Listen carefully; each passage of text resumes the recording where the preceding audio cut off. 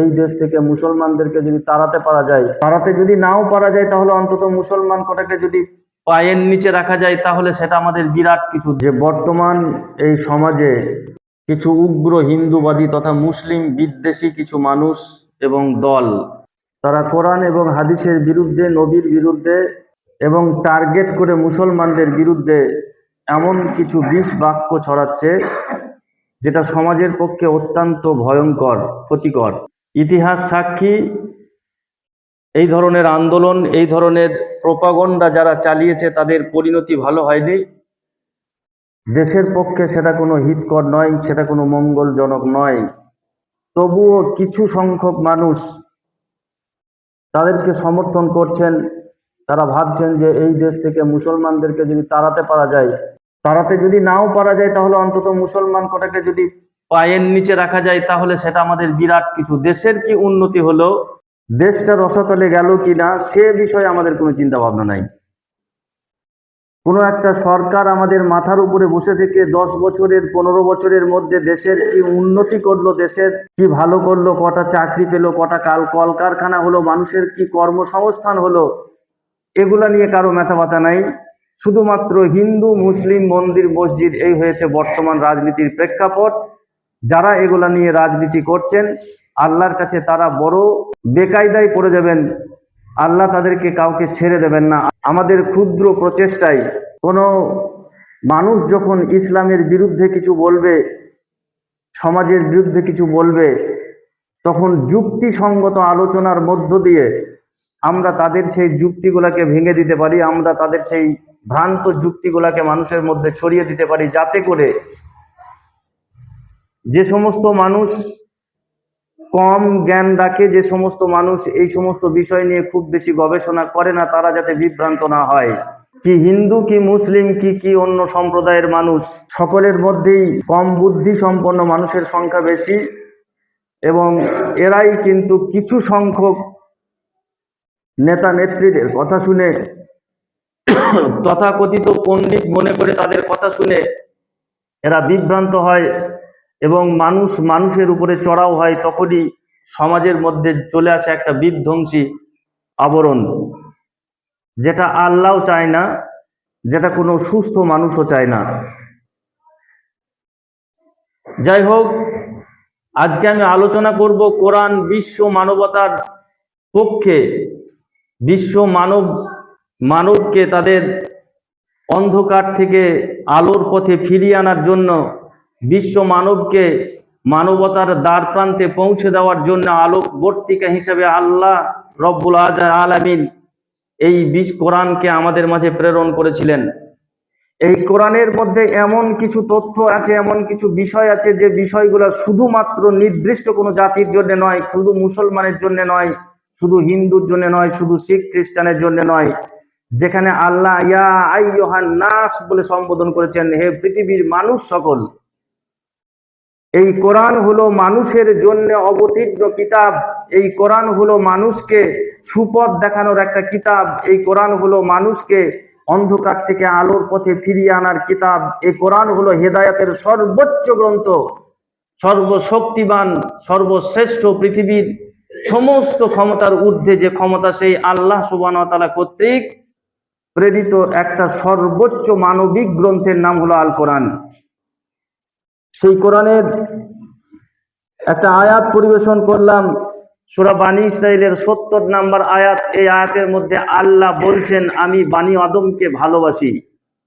কতটা সম্মান করেন আল্লাহ বানী আদমকে, সেই সম্পর্কে এখানে একটা মেসেজ দেওয়া হয়েছে। এখানে আদম কথা বলা হয়েছে, not any Muslim, not any Hindu, not any religion, কোনো মানুষ নয়, কোনো ভেদ গোত্র করে নয়। আল্লাহ বললেন বানী আদমকে আমি মর্যাদা দান করেছি। আদম মানে মানুষের সন্তান। এ কিতাব মানুষের গ্রন্থ, এ কিতাব মানুষের জন্য এসেছে, এ কিতাব কোনো জাতির জন্য নয়। আল্লাহ সেই রকম একটা বাণী বললেন, ওয়ালাকাদ কাররামনা বানী আদম। আল্লাহ বলছেন আমি বানী আদমকে, আদমের সন্তানকে আমি মর্যাদা দান করেছি, ইজ্জত দান করেছি। তারপরে বলছেন ওয়া হামালনাহুম ফিল বাররি ওয়াল বাহরি, এবং তারা জলভাগে এবং স্থলভাগে যাতে যাতায়াত করতে পারে, তাদের যাতায়াতের জন্য আমি আল্লাহ তাদের ব্যবস্থা করেছি, যানবাহনের ব্যবস্থা করেছি। ওয়ারাযাকনাহুম মিনাত তাইয়্যিবাত, এবং তাদের খাবারের জন্য উত্তম রিজিকের ব্যবস্থা করেছি। পৃথিবীতে কত প্রাণী রয়েছে, কত জন্তু রয়েছে, যারা গড়া পচা পশুর মাংস খায়, যারা মানুষের পায়খানা খায়, পোকামাকড় ধরে খায়, কত নিম্নমানের কত খাবার তারা খায়। আল্লাহ বললেন আমি রাযাকনাহুম মিনাত তাইয়্যিবাত, আমি এদের জন্য উত্তম রিজিকের ব্যবস্থা করেছি, আমি এদেরকে মর্যাদা দান করেছি, সম্মান দান করেছি, এদের যাতায়াতের জন্য উত্তম ব্যবস্থা করেছি। এরা আকাশ পথে উড়ে যেতে পারে, এরা জলপথে যেতে পারে, এরা জলের তলা দিয়ে যেতে পারে, এরা সমুদ্রের মধ্য দিয়ে যেতে পারে, স্থলভাগে জলভাগে সব জায়গায় যাতে যেতে পারে, যাতায়াতের ব্যবস্থাটা আমি আল্লাহ করে দিয়েছি এদের। এবং তাদের জন্য যে রুজি, সেই রুজিটাকেও আমি উত্তম রুজি, উত্তম রিজিকের ব্যবস্থা করেছি। এরা নিকৃষ্ট প্রাণী নয়, নিকৃষ্ট খাবার খায় না।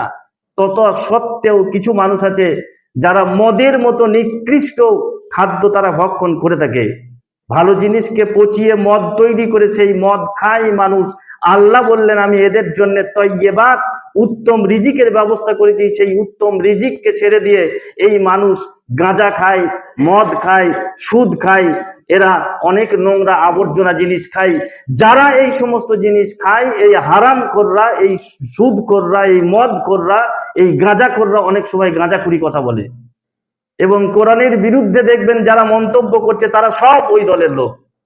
আল্লাহ বললেন আমি যাদের জন্য উত্তম রিজিকের ব্যবস্থা করেছি, উত্তম খাবারের ব্যবস্থা করেছি, সেই উত্তম খাবারকে ছেড়ে দিয়ে নিকৃষ্ট মানের খাবার যারা খায়, এই নিকৃষ্ট খাবার ভক্ষণ করে যারা, তারাই নিকৃষ্ট ধরনের মন্তব্য করে। কিছুদিন আগে সোশ্যাল মিডিয়ায় প্রচার হচ্ছিল, একজন নেড়া বাগচি, সে বলছে আমরা হালাল মাংস খাই না। ও বেটা জানে না হালাল শব্দের অর্থটাই কি, শুধু আরবি শব্দ। এই আরবি শব্দটার প্রতি এত অ্যালার্জি, এত চুলকানি যে ও কথা বলতে গিয়ে বুঝতেই পারছে না আমি কি কথা বলছি। অনেক সময় দেখছি মাদ্রাসাগুলোকে ধ্বংস করে দিতে, ও বেটা জানেই না মাদ্রাসা শব্দের অর্থ কি। মাদ্রাসা শব্দের অর্থ শিক্ষা প্রতিষ্ঠান, মাদ্রাসা শব্দের অর্থ হয় স্কুল, কলেজ, ইউনিভার্সিটি। যারা বলে মাদ্রাসাগুলোকে ধ্বংস করে দিতে হবে, তারা বলছে শিক্ষা প্রতিষ্ঠানকে ধ্বংস করে দিতে হবে। এর থেকে বড় মূর্খ, এর থেকে বড় মানে কি বলবো, বিয়াদবদেরকে যদি মানুষ ভোট দিয়ে নেতা মন্ত্রীর আসনে বসিয়ে দেয়, তাহলে সেই দেশটা রসাতলে যাবে না তো কোন দেশ যাবে? হালাল খাদ্য মানে রুচিশীল খাদ্য, হালাল মানে উত্তম খাবার। তো যদি কেউ বলে আমরা হালাল খাই না, মানে আমরা হারাম খাই, আমরা নোংরা খাই, আবর্জনা খাই, যারা আবর্জনা খাবে, যারা নোংরা খাবার খাবে, তাদের ভিতর থেকে তো নোংরা জিনিস বেরিয়ে আসবে। যারা হারামখোর তারা হারামের মতো কথা বলছে। যারা আল্লাহর এই উত্তম রিজিকের ব্যবস্থা থেকে দূরে সরে গেছে, তারাই অনেক সময় আবোল তাবোল কথা বলছে। এদের কথায় যদি কেউ কান দেয়, তাহলে সেও আবোল তাবোলের দলে পড়ে যাবে। যাই হোক, আল্লাহ বললেন ওয়ারাযাকনাহুম মিনাত তাইয়্যিবাত ওয়া ফাজ্জালনাহুম আলা কাসীরিম মিম্মান খালাকনা তাফজিলা। সব থেকে বড় কথা হলো পৃথিবীতে অসংখ্য যে প্রাণী সৃষ্টি করেছে আমি, মাখলুকাত সৃষ্টি করেছি আমি, এই সমস্ত মাখলুকাতের ঊর্ধ্বে স্থান দিয়েছি আমি আদম সন্তানকে। আল্লাহ এইরকম করে বনি আদমকে মর্যাদা দান করেছে, এটা বোঝাচ্ছেন। যে বনি আদমকে, এখানে কোনো মুসলমান নয়, এখানে কোনো জাতি নয়। এই কোরআনকে যারা মনে করে এটা মুসলমানদের ধর্মগ্রন্থ, তারা এখনো বিভ্রান্তির মধ্যে রয়েছে। এই কোরআন এসেছে বিশ্ব মানবতার বাণী নিয়ে, বিশ্ব মানবের কাছে দরবারে, বিশ্ব মানবকে তার সর্বোচ্চ মানবতার ঠিকানায় পৌঁছে দেওয়ার জন্য সেই কোরআন বলছে। আল্লাহ বলছে এই কোরআনে যে আমি বনি আদমকে, আদমের সন্তানকে, মানুষকে আমি আল্লাহ মর্যাদা দান করেছি। এই মর্যাদাটা যাতে টিকে থাকে, তার আসনটা যাতে পৃথিবীর সর্বোচ্চ আসন হয়ে থাকে, তার জন্য অনেক রকম ব্যবস্থা আমি আল্লাহ তাদের জন্য করেছি। এবং পৃথিবীতে যত রকমের প্রাণী রয়েছে, পৃথিবীতে যত রকমের সৃষ্টি রয়েছে, মাখলুকাত রয়েছে, তাদের ঊর্ধ্বে আমি এদেরকে শ্রেষ্ঠত্ব দান করেছি, এদেরকে আমি নেতৃত্ব দান করেছি। এই জায়গায় তাদেরকে টিকে থাকা দরকার। মানুষ যখন এখান থেকে সরে যাবে, তখন সে ওই রকম উল্টো পাল্টা অনেক কিছু কথা বলবে, এবং তারা যে সমস্ত কথাগুলা বলে সেই কথাগুলা বিভ্রান্তিকর কথা, এই সমাজে এগুলা বিভ্রান্তি ছড়ায়। আল্লাহ কোরআনের মধ্যে বললেন হুদাল লিন্নাসি ওয়া বাইয়িনাতিম মিনাল হুদা ওয়াল ফুরকান। এই কোরআনটা হলো হুদাল্লিন নাস, নাস মানে মানুষ, এটা মুসলমান নয়, হিন্দু নয়, শিখ নয়, খ্রিস্টান নয়। আল্লাহ বললেন আমি এটা হিদায়াতের জন্য পাঠিয়েছি। কাদের? না পৃথিবীর সমস্ত মানুষের জন্য। হেদায়াত মানে হচ্ছে সুপথ, হেদায়াত মানে হচ্ছে ভালো পথ, উত্তম রাস্তা। আমি মানুষকে সুপথ দেখানোর জন্যে, আমি মানুষকে উত্তম ব্যবস্থা করে দেওয়ার জন্যে পৃথিবীর মানুষের কাছে এই কোরআনকে পাঠিয়েছি। হুদাল্লিন নাস ওয়া বাইয়িনাতিম মিনাল হুদা, এবং এটা হলো মানুষকে সেই সুপথ পাইয়ে দেওয়ার সর্বোচ্চ বাইয়েনা। বাইয়েনা মানে হচ্ছে তার নির্দেশিকা। এই কোরআনের নির্দেশিকা যদি মেনে চলেন তাহলে সেই মানুষ সে উত্তম একটা পথকে খুঁজে পাবে। ওয়াল ফুরকান, এবং এর মধ্যে যা কিছু আছে সব উত্তম, এটা আল্লাহ বললেন। সুতরাং যারা বলছে যে এই কোরআনের মধ্যে এমন কিছু মানবিকতা বিরোধী কথা রয়েছে, তারা এইগুলা পড়ে নাই। না পড়ে যদি তুমি কথা বলো তাহলে তোমার তো মূর্খামি। যে বিষয়ে তোমার কোনো জ্ঞান নাই সে বিষয়ে কথা বলো না, পূর্ণ জ্ঞান অর্জন করার কথা পরে কথা বলো। আর যদি জ্ঞান অর্জন করে থাকো তাহলে এইগুলাকে কেন বলছো না? সারা পৃথিবীতে যত দেশ রয়েছে, যত রাষ্ট্র রয়েছে, তার মধ্যে সৌদি আরব, কাতার, বাহরাইন, ইরান, ইরাক, এইরকম মানে যারা ক্ষমতাশালী যে সমস্ত রাষ্ট্র, সেই রাষ্ট্রের মধ্যে অসংখ্য মুসলমান আর হিন্দু, মুসলমানের পাশাপাশি হিন্দুরা বসবাস করে। সেই হিন্দুদেরকে বলো তোমাকে লা ইলাহা বলতে হবে, কালেমা পড়তে হবে, তা না হলে তোমাকে জবাই করে দেওয়া হবে। 100 বছরের ইতিহাসে এখনো পর্যন্ত কোনো মায়ের লালের ক্ষমতা হয় নাই, দেখিয়ে দিই।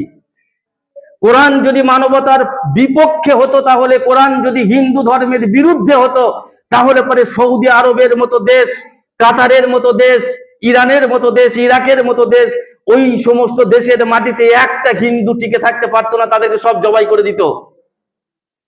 যে ইরান, যে ইরাক আমেরিকাকে পরোয়া করে না, যে ইরাক যে আমেরিকার হুমকিতে যে ভয় করে না, সেই ইরানের বুকে এখনো পর্যন্ত অসংখ্য মুসলমান বসবাস করে। 100 বছরের ইতিহাসে কোনো হিন্দুর বাবার তাগত হয় নাই যে দেখিয়ে দিয়ে তাকে বলেছে তুমি এই দেশে মুসলমানের দেশ, তোমাকে কালেমা পড়তে হবে, লা ইলাহা বলতে হবে, তা না হলে রাস্তায় ধরে মারবো। এ কথা কেউ দেখাতে পারে নাই। কিন্তু আমাদের দেশ বড় লজ্জার কথা, ভারতবর্ষ যে দেশের সংবিধানে লেখা রয়েছে এটা হলো একটা সেকুলার কান্ট্রি, এটা হলো রিপাবলিক ডেমোক্রেটিক কান্ট্রি, সেই দেশের মাটিতে এখনো পর্যন্ত তোমাকে যদি জয় শ্রীরাম না বলা হয়, প্রত্যেক দিনের কাগজে বেরিয়ে আসছে যে তাকে ধরে বেধড়ক মার দেওয়া হচ্ছে, অনেক মানুষকে হত্যা করা হচ্ছে। যে ধর্মের মানুষেরা জয় শ্রীরাম না বলার কারণে মানুষকে ধরে ধরে মারে, সেটা যদি মানবতার বিপক্ষে না হয়, কোরআনকে তুমি মানবতার বিপক্ষে বলো কোন সাহসে? নাকি এটা তোমার শুধুমাত্র বিয়াদবি করা? মনে রাখবে, কোরআনের বিরুদ্ধে বিয়াদবি যারা করেছে, তুমি ইতিহাস জানো না। তোমার ইতিহাস তুমি পড়ে দেখো, পৃথিবীর ইতিহাস সাক্ষ্য রয়েছে কোরআনের বিরুদ্ধে অসংখ্য জাতি এসেছে, অসংখ্য মানুষ এসেছে কোরআনের বিরুদ্ধে। এরা অনেক কিছু বলার চেষ্টা করেছে, কিন্তু তাদেরকে আল্লাহ মিচমার করে দিয়েছে, মিটিয়ে দিয়েছে। কোরআন সাক্ষী রয়েছে। আল্লাহ বলছেন আলাম তারা কাইফা ফাআলা রাব্বুকা বিআসহাবিল ফিল আলাম ইয়াজআল কাইদাহুম ফি তাযলিল ওয়া আরসালা আলাইহিম তায়রান আবাবিল তারমিহিম বিহিজারাতিন মিন সিজ্জিল ফাজআলাহুম কাআসফিন মাকুল। হে নবী, আপনি কি দেখনি আলাম তারা কাইফা ফাআলা রাব্বুকা বিআসহাবিল ফিল, ওই হস্তি বাহিনীর উপরে তোমার আল্লাহ কি রকম আচরণ করেছে তুমি কি তাকিয়ে দেখনি? বাদশা আব্রাহা তোমার থেকে বড় জুলুমবাজ ছিল, বড় অত্যাচারী ছিল। কোরআনের কথায় তার চুলকানি হতো, নবীর কথার প্রতি তার অ্যালার্জি ছিল, এত অ্যালার্জি বেড়ে গিয়েছিল এ কোরআনকে মিটিয়ে দিতে চেয়েছিল, এ কাবাকে ধ্বংস করে দিতে চেয়েছিল। বিরাট বড় হস্তি বাহিনী নিয়ে কাবার বিরুদ্ধে যখন সে অগ্রসর হতে শুরু করলো, মুসলমান তখন অত্যাচারিত, মুসলমানের ক্ষমতা তখন কম, এরা পারে নাই প্রতিরোধ করতে। সেই বাহিনীর প্রতি তোমার আল্লাহ কি ব্যবহার করেছে তুমি কি দেখনি? আলাম তারা কাইফা ফাআলা রাব্বুকা বিআসহাবিল ফিল আলাম ইয়াজআল কাইদাহুম ফি তাযলিল, তাদের যত রকমের কায়দা ছিল, যত রকমের চক্রান্ত ছিল, এগুলাকে আল্লাহ মিটিয়ে দিয়েছে। আলাম তারা কাইফা ফাআলা রাব্বুকা বিআসহাবিল ফিল আলাম ইয়াজআল কাইদাহুম ফি তাদলিল ওয়া আরসালা আলাইহিম তায়রান আবাবিল। আল্লাহ তার বাহিনী পাঠিয়ে দিয়েছে আবাবিল পাখি হিসাবে। আকাশ থেকে তারা এমন কঙ্কর নিক্ষেপ করতে থেকেছে যে ওই সমস্ত হস্তি বাহিনী, আব্রাহার বাহিনী তুলার মতো হয়ে গেছে, ওদের অবস্থা মিসমার হয়ে গেছে, ওদেরকে চূর্ণ বিচূর্ণ করে দিয়েছে। কোরআনের বিরুদ্ধে যখন তুমি হুঙ্কার ছাড়বে, ধর্মের বিরুদ্ধে, ইসলামের বিরুদ্ধে যখন হুঙ্কার ছাড়বে, তখন মনে রাখবে তুমি ইতিহাস জানো না। তোমার থেকে অনেক বড় অত্যাচারী, তোমার থেকে অনেক বড় ক্ষমতাশালী যারা ইসলামকে মিটিয়ে দেবার জন্য প্রচেষ্টা করেছিল, তাদেরকে আল্লাহ মিসমার করে দিয়েছে। সময়ের অপেক্ষা তুমিও মিসমার হয়ে যাবে, তুমিও ধ্বংস হয়ে যাবে, কিন্তু তোমার কলঙ্কের ইতিহাসটা থেকে যাবে। যেমন আব্রাহার বাহিনীর ওই অত্যাচারী শক্তির ইতিহাসটা শুধুমাত্র বইয়ের পাতায় ঘৃণার পাত্র হয়ে থেকে গেছে, তেমনি তোমার একটা ইতিহাস তৈরি হচ্ছে। ইতিহাস কাউকে ক্ষমা করে না। এই ঘৃণার পাত্র হয়ে এইরকম একটা নরকের একটা কীট হয়ে তোমার ইতিহাস রচিত হবে। তোমার এই অত্যাচার, তুমি ভেবো না যে তোমার এই অত্যাচারে তুমি জয়ী হবে। জয়ী তুমি হবে না, সাময়িকের জন্য হয়তো কষ্ট দিতে পারো। কোরআন মানবতার বিপক্ষে নয়, কোরআন মানবতার পক্ষে। কোরআন মানবতার সর্বোচ্চ কিতাব, কোরআন মানবতার সব থেকে ঊর্ধ্বে। এই কোরআনের এমন কিছু আদর্শ রয়েছে, এই কোরআনের এমন কিছু বাণী রয়েছে যেখানে মানুষকে আল্লাহ কত সম্মান দিয়েছেন, মানুষ হিসাবে, কোনো মুসলমান হিসাবে নয়। তার অসংখ্য প্রমাণ আপনাকে দেওয়া যেতে পারে। আল্লাহ পাক রব্বুল ইজ্জত যখন মানুষকে সৃষ্টি করলেন, আমাদের আদি পিতা হযরতে আদম আলাইহিস সালামকে জান্নাতের মধ্যে ফেরেশতাদের অনেক বাধা বিপত্তি সত্ত্বেও সৃষ্টি করার পরে জান্নাতের মধ্যে যখন আমাদের আদি পিতা হযরতে আদম আলাইহিস সালামকে তিনি জায়গা দিলেন জান্নাতের মধ্যে, তখন তিনি ফেরেশতাদের থেকেও এই আদমকে বেশি ভালোবাসতেন। তিনি ফেরেশতাদের থেকেও এই আদমকে সম্মান বেশি দিয়েছেন। আদমকে মানে মানুষকে তিনি সম্মান বেশি দিয়েছেন। এর উদাহরণ কোরআনে রয়েছে। কোরআনকে তুমি মানবতার বিপক্ষে বলো কোন সাহসে? যে কোরআনে মুসলমানদের কথা বলে না, আদম সন্তানের কথা বলে, যে কোরআনে মানুষের কথা বলে, সেই মানুষকে আল্লাহ বলছেন আমি ফেরেশতাদের থেকেও বেশি সম্মান দিয়েছি। সূরা বাকারার 31 থেকে 34 নম্বর আয়াতে এর বিস্তারিত বিবরণ রয়েছে। আল্লাহ বলছেন ওয়াআল্লামা আদামাল আসমাআ কুল্লাহা সুম্মা আরাদাহুম আলাল মালাইকাতি ফাকালা আনবিউনি বিআসমাই হাউলাই ইন কুনতুম সাদিকিন। আমি যখন আদমকে সৃষ্টি করলাম, সৃষ্টি করার পরে ওয়াআল্লামা আদামাল আসমাআ, আমি আদমকে আল্লামা করে দিলাম, জ্ঞান দিয়ে দিলাম, শিখিয়ে দিলাম আসমাআ কুল্লাহা, সমস্ত জিনিসের নাম। এর আগে বহুদিন আগে ফেরেশতাদেরকে আল্লাহ সৃষ্টি করেছেন, জিন জাতিদেরকে সৃষ্টি করেছেন। দীর্ঘদিন ধরে জান্নাতের রাজ নিয়ামত তারা ভোগ করছিল, কিন্তু নাম জানতো না, কোনটার কি নাম, কাকে কি বলে এরা জানতো না। আদমকে সৃষ্টি করার পরে আল্লাহ সৃষ্টি করার পরই সমস্ত জিনিসের নাম শিখিয়ে দিলেন। তারপরে আল্লাহ বলছেন সুম্মা আরাদাহুম আলাল মালাইকা, এরপরে তিনি সেই জিনিসটাকে উপস্থাপন করছেন ফেরেশতাদের কাছে। আরাদাহুম মানে শোড টু দা অ্যাঞ্জেলস, তারপরে তিনি মালাইকাদেরকে, ফেরেশতাদেরকে সেই জিনিসগুলো দেখাচ্ছেন। দেখানোর পরে আল্লাহ বলছেন ফাকালা আনবিউনি বিআসমাইহি, তোমরা কই বলো দেখি এই জিনিসগুলোর নাম। হাউলাই, যেগুলা তোমরা তোমাদের সামনে দেখছো, please tell the names of this things you are, তোমরা যেগুলাকে এইগুলা এতদিন থেকে উপভোগ করে আসছো, তোমরা এনজয় করে আসছো, তোমরা বলো দেখি এই জিনিসগুলার কি নাম। তাদের পক্ষে সেটা সম্ভব হয়নি। ইন কুনতুম সাদিকিন, আল্লাহ বললেন তোমরা যদি সাদিকিন হও, সত্যবাদী হও, আমার সামনে এই জিনিসগুলার নাম বলো দেখি। সেদিন ফেরেশতারা অসহায় হয়ে আল্লাহকে বলেছিল ক্বালু সুবহানাকা লা ইলমা লানা ইল্লা মা আল্লামতানা ইন্নাকা আনতাল আলিমুল হাকিম। বলল আল্লাহ তুমি তো পরাক্রমশালী, তুমি তো মহাজ্ঞানী, আপনি আমাদেরকে যতটুকু শিক্ষা দিয়েছেন তার বাইরে আমাদের কোনো জ্ঞান নাই, আমরা এটা বলতে পারবো না। ফেরেশতারা সেদিন বলতে পারলো না। সেই সময় আল্লাহ এবার আদমকে যে নাম শিখিয়ে দিয়েছেন তাকে ডেকে আল্লাহ বলছেন ক্বালু ইয়া আদামু আনবিউহুম বিআসমাইহিম فلما أنبأهم بأسمائهم قال ألم أقل لكم إني أعلم غيب السماوات والأرض। আল্লাহ আদমকে ডেকে বলছেন, ক্বালা ইয়া আদামু আনবিউহুম বিআসমাইহিম। আদমকে বললেন, হে আদম, তুমি এই সমস্ত জিনিসের নামগুলি এদের সামনে উপস্থাপন করো দেখি, বলো দেখি। ফালাম্মা আনবাআহুম বিআসমাইহিম, এরপরে আদম সেই সমস্ত জিনিসের নামগুলা তাদের কাছে বর্ণনা দিতে থাকলো, একটা একটা করে বলতে থাকলো। ক্বালা আলাম আকুল লাকুম, আল্লাহ তখন ফেরেশতাদেরকে বলছেন, আমি কি তোমাদেরকে এ বিষয়ে বলিনি? এর আগেই কি আমি তোমাদেরকে বলিনি? ইন্নী আলামু গায়বাস সামাওয়াতি ওয়াল আরদ, আমি সামাওয়াত এবং আরদ, এই জমিন এবং আসমানের মধ্যে সমস্ত যে সমস্ত জিনিসগুলা গায়েব রয়েছে, অদৃশ্য রয়েছে, সেগুলার খবর রাখি।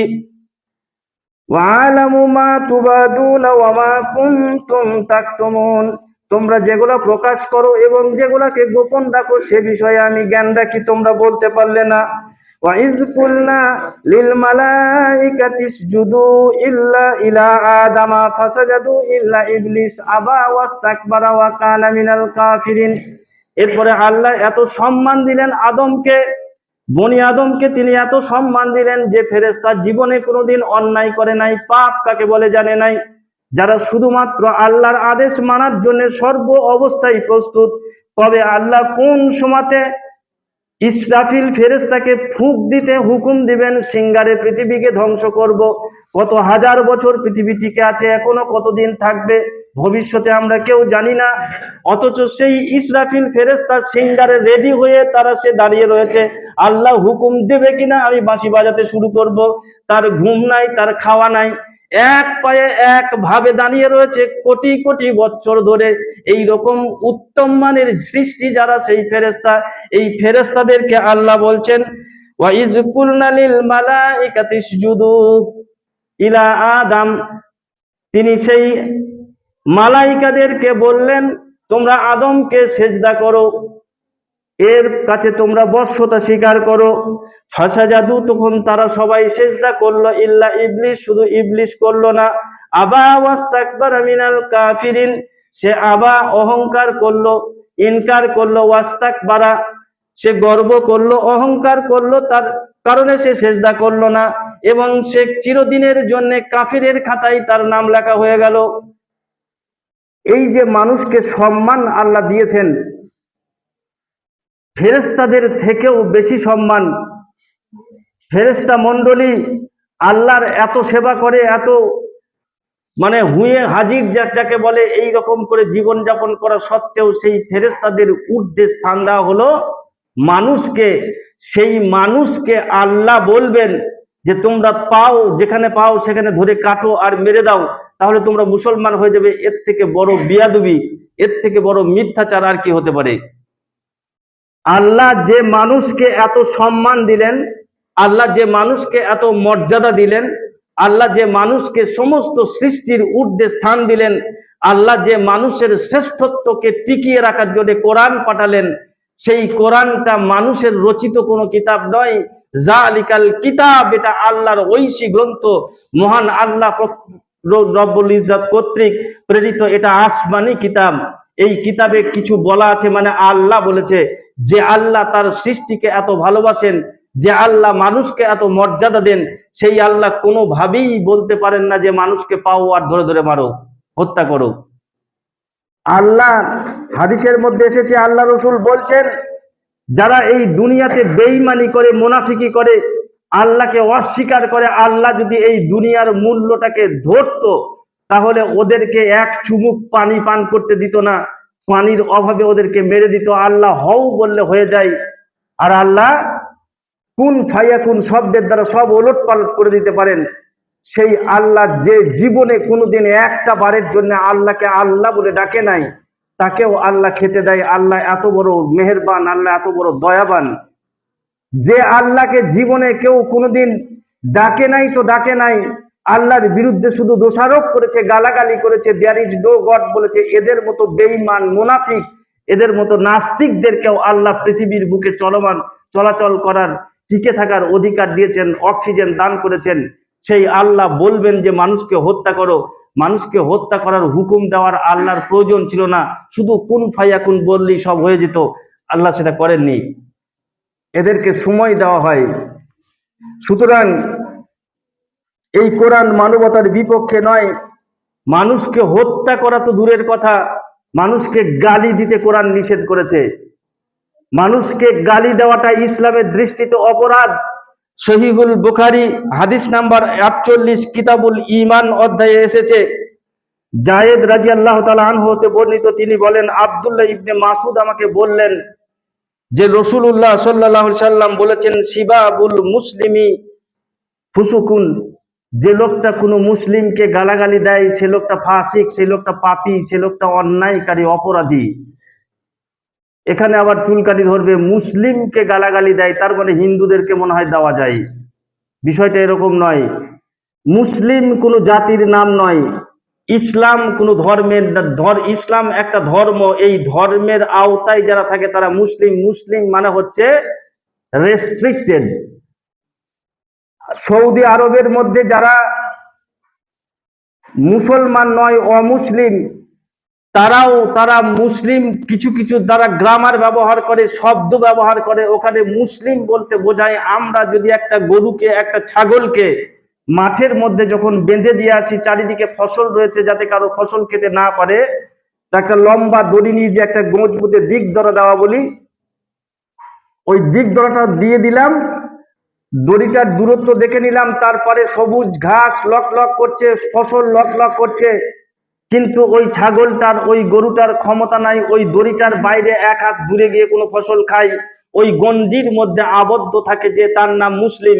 যে ছাগলটাকে আপনি দিক ধরা দিয়ে এলেন, ওই ছাগলটা যতক্ষণ পর্যন্ত ওই দড়ির আওতায় থাকছে, ওই ছাগলটা ততক্ষণ পর্যন্ত মুসলিম। সুতরাং মুসলিম মানে রেস্ট্রিক্টেড, মুসলিম মানে অনেস্ট, মুসলিম মানে আল্লাহ ভীরু, মুসলিম মানে ধর্ম ভীরু, মুসলিম মানে যে ঈশ্বরকে বিশ্বাস করে, তোমার ভাষায় যে ভগবানকে বিশ্বাস করে তাকেও আমি মুসলিম বলতে পারি। আল্লাহর 99টা গুণবাচক নাম রয়েছে, তাকে যে কোনো ভাষায় তুমি ডাকতে পারো, তাতে কোনো অসুবিধা নাই। আমরা মুসলমানরা বলি না যে ভগবান বলেছে সে হিন্দু হয়ে গেছে। আমরা মুসলমানরা বলি না ব্রহ্মা বিষ্ণু বললে সে হিন্দু হয়ে গেছে। ব্রহ্মা বিষ্ণু মহেশ্বর তোমরা যেগুলাকে বলছো, ওইটারই আমরা আরবি ভাষায় বলি খালিকু মালিকু।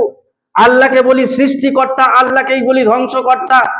এক আল্লাহ 99টা একাধিক নাম রয়েছে, সেই একাধিক নামের মধ্যে যে নামটা তোমার পছন্দ সেই নাম ধরে ডাকো। তুমি খালিক না বলে যদি সৃষ্টিকর্তা বলো কোনো অসুবিধা নাই, তুমি খালিক না বলে যদি সৃষ্টিকর্তা না বলে যদি ব্রহ্মা বলো কোনো অসুবিধা নাই। কিন্তু তুমি যত বলো যে ব্রহ্মা মানে তার কাঁধে একটা ব্যাগ রয়েছে, তার পরনে এইরকম একটা পোশাক রয়েছে, খালি গায়ে দাঁড়িয়ে রয়েছে, তাহলে অসুবিধা আছে। খালিক মানে সৃষ্টিকর্তা, ব্রহ্মা মানে সৃষ্টিকর্তা। আমরা আল্লাহর 99টা নামের মধ্যে একটা নাম বিশ্বাস করি, তার নাম ব্রহ্মা। সুতরাং তুমি ব্রহ্মা বললে আমাদের কাছে হিন্দু নয়, তুমি বিষ্ণু বললে তুমি আমাদের কাছে হিন্দু নয়। তুমি অন্য কিছু নাম ধরে, আর 99টা নামের মধ্যে যে নাম ধরে ডাকো, আমাদের কোনো অসুবিধা নাই। যারা আল্লাহ বিশ্বাসী, যে ব্রহ্মাকে ডাকে, যে বিষ্ণুকে ডাকে, যে মহেশ্বরকে ডাকে, যে ভগবানকে ডাকে, তারা সবাই মুসলিম। কোন মুসলিমকে, কোন ধর্ম বিশ্বাসীকে, কোন সৎ মানুষকে, কোন নিরীহ মানুষকে কেউ যদি গালাগালি দেয় তার নাম ফাসিক। আল্লাহ রসুল বললেন তাকে গালাগালি করা যাবে না। মানে কোন মানুষকে, যে মানুষকে, মানুষ মানে যার মধ্যে মানবতা আছে, এই মানুষকে গালাগালি করা যাবে না, এর নাম হলো মুসলিম। আল্লাহ রসুল বললেন সিবাবুল মুসলিমি ফুসুকুন, যদি কেউ মুসলমানকে গালাগালি দেয় তাহলে সে ফাসিক হয়ে গেছে, সে পাপের মধ্যে লিপ্ত হয়েছে। ওয়া কিতালুল কাফিরুন, এবং কেউ যদি কতল করে কাউকে তাহলে সে কাফের হয়ে গেছে। কোরআন মানুষকে মানবতার জায়গায় স্থান দিল। হাদিস নবীর বাণী, তিনি বললেন কতল করা তো দূরের কথা, কাউকে গালাগালি পর্যন্ত করবে না, কারোর পশ্চাতে পিছনে কথা বলবে না, গীবত করবে না, এর নাম গীবত। যে লোকটা গীবত করে সে কাবিরা গুনাহ করেছে, মহাপাপ করেছে। যে লোকটা কারোর পিছনে কথা বলে, এটাকে মুসলমান, ইসলাম ধর্ম মানে গ্রাহ্য করে না। যে লোকটা সুদ খায় তাকে ইসলাম পছন্দ করে না। যে লোকটা মিথ্যা কথা বলে তাকে ইসলাম পছন্দ করে না। যে লোকটার জ্ঞান নাই, জ্ঞানের বাইরে কথা বলে, যে বিষয়ে তোমার জ্ঞান নাই সে বিষয়ে কথা বলবে না। সূরা তৌবাতে আল্লাহ নিষেধ করেছে। যে সূরা তৌবার যে আয়াত দিয়ে 5 নাম্বার আয়াত দিয়ে তুমি মিথ্যাচার করছো, ওই সূরা তৌবার মধ্যে আল্লাহ বলেছেন যে বিষয়ে তোমার জ্ঞান নাই সে বিষয়ে কথা বলো না। তুমি সেই আয়াতটা পড়লে না, সেই আয়াতটা বুঝলে না, না বুঝেই তুমি কথা বলতে শুরু করলে। কোরআন সম্পর্কে তোমার অল্প জ্ঞানের কারণে এই সমস্ত মিথ্যাচার গুলা করছো, এগুলাকে বন্ধ করো। আমাদের মুখ যদি খোলা থাকে, আমরা যদি অধিকার পাই তোমার মতো বিয়াদবকে জায়গায় বসে একদম তীর বরাবর সোজা করে দিতে পারি। তুমি ক্ষমতার জোরে, তুমি তোমার রাজনীতির জোরে যা ইচ্ছা তাই ফাঁকা ময়দানে বলে বেরিও না। যদি হিম্মত থাকে, ক্ষমতা থাকে, সামনাসামনি বসো। বহু পণ্ডিত তোমাকে আহ্বান করেছে, তুমি লেজ গুটিয়ে বসে আছো, দিয়ে ফেসবুকে যেমন করে হুঙ্কার ছেলেছিলে তেমনি করে ইঁদুরের মতো তুমি ক্ষমা চাইছো। এই ক্ষমাতে আমরা খুশি নই, এই ক্ষমাতে আমরা রাজিও নই। তুমি জাতিকে দেখিয়ে ইসলাম ধর্মের বিরুদ্ধে কেন কথা বলবে? কোন জাতি মানে তার উদাহরণ হতে পারে না। জাতি বেঈমানি করতে পারে কিন্তু ধর্ম কোনোদিন বেঈমানি করে নাই। আমার ধর্ম সর্বোৎকৃষ্ট ধর্ম। এই ধর্মের জন্য আল্লাহ বলেছেন ইন্নাল ইসলাম, এটা আল্লাহর কাছে মনোনীত ধর্ম। এই ধর্মের বিরুদ্ধে ফাজলামি করতে আসবে না। বলার এখনো অনেক কিছু ছিল, আজকের সময়ের পরিপ্রেক্ষিতে এখানেই শেষ করছি। বলতে চাইছি এটাই ইসলাম মানবতার পক্ষে, ইসলাম মানবতাবাদী ধর্ম। ইসলামের বিরুদ্ধে যারা সমালোচনা করছে, তারা প্রপাগান্ডা করছে, আল্লাহ তাদেরকে হয় হেদায়েত দেখ, আর তা না হলে তাদেরকে ধ্বংস করে দেখ। বলুন আল্লাহুম্মা আমিন।